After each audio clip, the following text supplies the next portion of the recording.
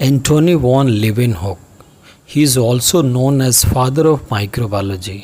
इनका जन्म 24 अक्टूबर 1632 ईस्वी को नीदरलैंड के डेल्फ्ट शहर में हुआ था और जब ये बड़े हुए तो इनकी स्कूली शिक्षा शहर के वारमॉन्ड में पूरी हुई थी। चूँकि इनका परिवार व्यापार करता था जिसकी वजह से ये भी बहुत जल्दी ही अपने घर के काम में हाथ बटाने लगे और इसकी वजह से इनकी उच्च शिक्षा नहीं हो पाई थी। ये हमेशा अपने दिमाग में सूक्ष्म जीवों की संरचना और उसके व्यवहार के बारे में सोचा करते थे।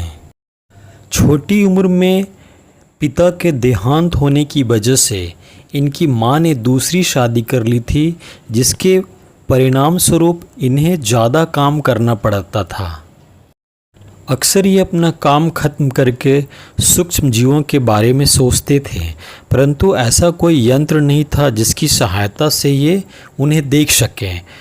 तब इनके दिमाग में आया कि क्यों न शीशों को काट के लेंस बनाया जाए और इन्होंने ये काम करना शुरू किया। रात में ये ग्लास को काट करके लेंस बनाना शुरू किए और इस तरह से इन्होंने पहली बार सिंगल लेंस माइक्रोस्कोप बनाने में सफलता हासिल की और इस लेंस की सहायता से इन्होंने पहली बार bacteria, amoeba, sperm cell, blood cell, nematodes को देखा और इसके डायग्राम इन्होंने ड्रॉ किए। फिर इन्होंने लोगों को बताया कि सूक्ष्म जीव की संरचना कैसी होती है।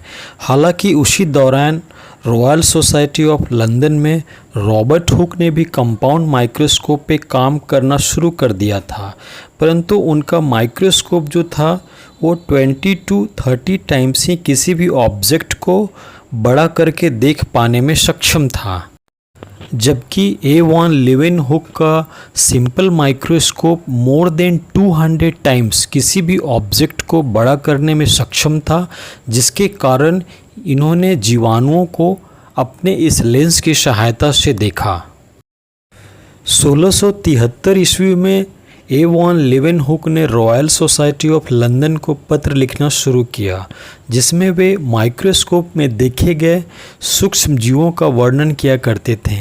ये सारे पत्र ये डच भाषा में लिखे गए थे जिन्हें बाद में इंग्लिश में ट्रांसलेट करके philosophical translation of royal society में पब्लिश की गई, जिससे लोगों को 1683 ईस्वी में बैक्टीरिया के आकार की जानकारी मिलती है। इनके द्वारा किए गए अनुसंधान से डॉक्ट्रिन ऑफ स्पॉन्टेनियस जनरेशन को नकारा गया और पहली बार बैक्टीरियोलॉजी एंड प्रोटोजोलॉजी की स्थापना हुई। ए वॉन लीवेनहुक की पहली शादी 1654 ईस्वी में हुई थी, परंतु 1666 में पत्नी की मृत्यु के बाद 1671 में इन्होंने दूसरी शादी की थी। इनके कुल 5 बच्चे हुए थे। 26 अगस्त 1723 ईस्वी को लीवेनहुक ने साइंस में अपना बहुमूल्य योगदान देकर इस दुनिया को अलविदा कह गए। आज लोग इन्हें फादर ऑफ माइक्रोबायोलॉजी के नाम से जानते हैं।